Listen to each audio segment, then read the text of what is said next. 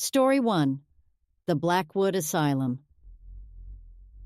I'd heard whispers about Blackwood Asylum for years, an abandoned mental institution deep in the forests of Maine, shrouded in mystery and dark legends. I couldn't resist the call of the unknown.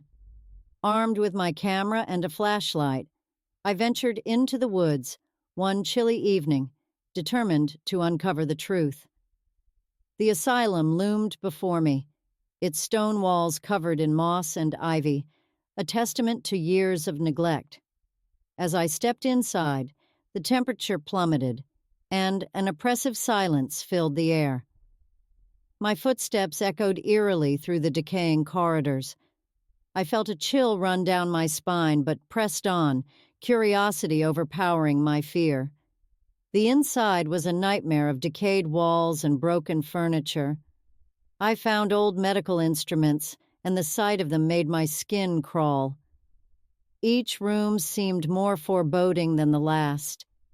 In one room, I stumbled upon patient records detailing bizarre rituals and experiments conducted by Dr. Blackwood, the asylum's founder.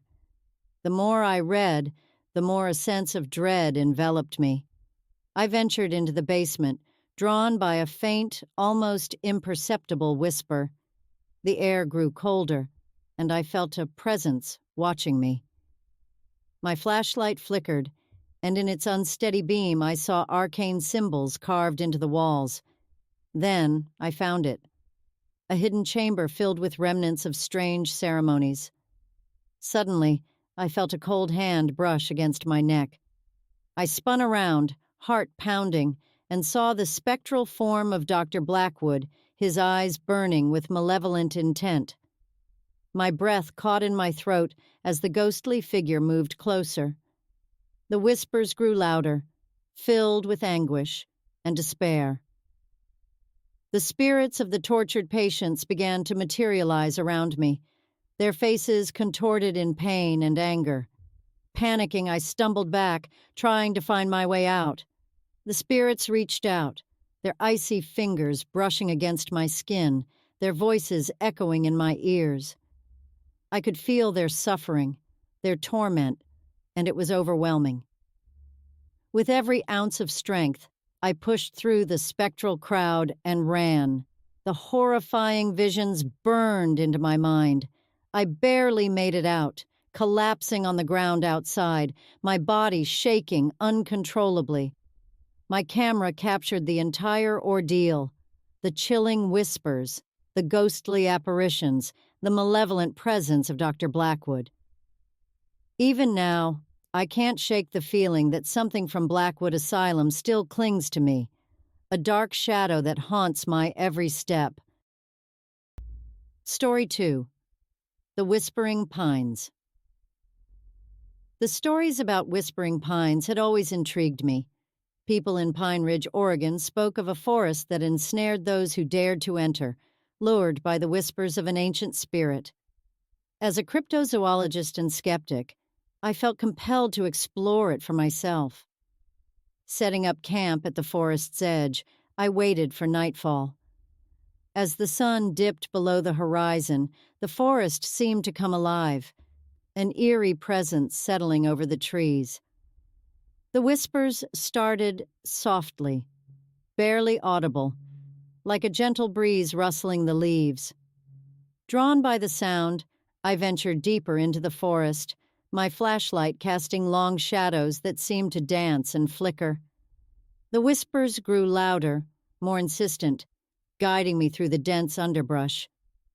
I came across strange symbols carved into the trees and stones arranged in ritualistic patterns. Each step I took felt heavier, the air thick with tension. The whispers seemed to speak directly to me, urging me forward. In a small clearing, I found an ancient stone altar, its surface worn smooth by time.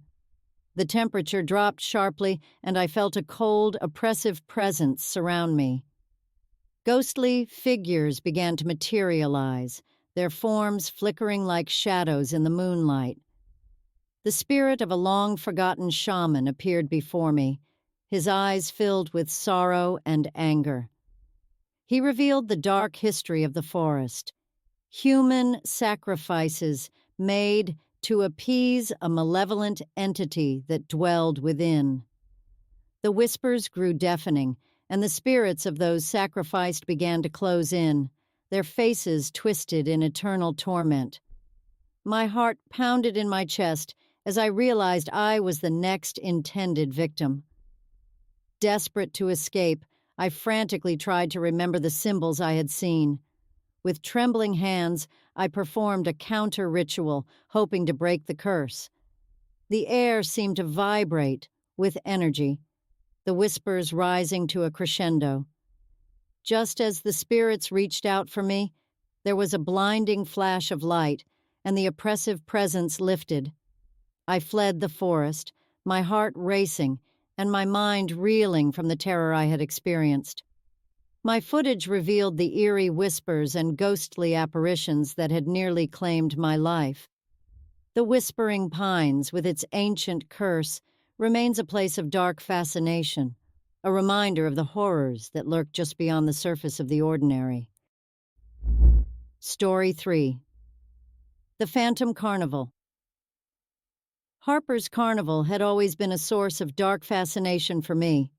The abandoned carnival on the outskirts of a small town in Ohio was said to be cursed, its grounds haunted by the spirits of those who had vanished there in the 1930s. As a historian with a penchant for the macabre, I couldn't resist uncovering the truth behind its dark past. The moment I stepped onto the carnival grounds, a sense of dread washed over me. The air was thick with an oppressive silence, as if the very ground was holding its breath. Faded tents and rusted rides loomed like specters in the moonlight, casting long, eerie shadows.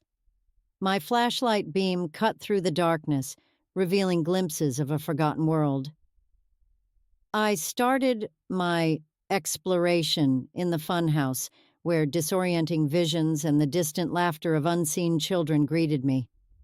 The mirrors inside reflected not just my image, but twisted, grotesque figures that seemed to watch my every move. My heart pounded as I navigated the labyrinthine halls, each turn revealing more unsettling sights. In the House of Mirrors, I found an old journal belonging to Harold Harper, the carnival's owner. As I read his entries, a chill ran down my spine.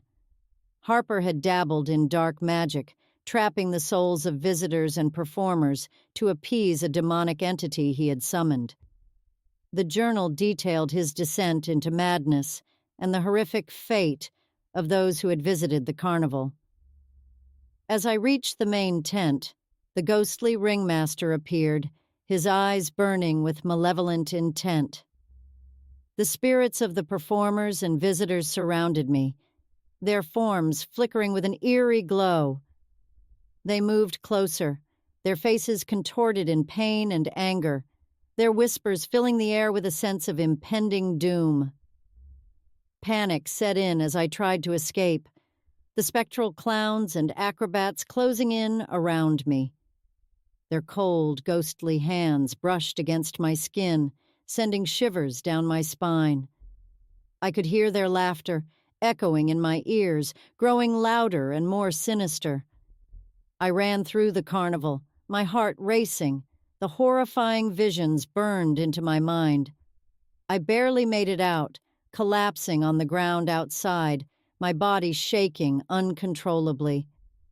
My camera captured the entire ordeal, the ghostly figures, the eerie laughter, the malevolent presence of the ringmaster. Even now, I can't shake the feeling that something from Harper's Carnival still haunts me, a dark shadow that lingers in the corners of my mind. The Phantom Carnival remains a place of terror and mystery, a testament to the horrors that lurk just beyond the surface of the ordinary.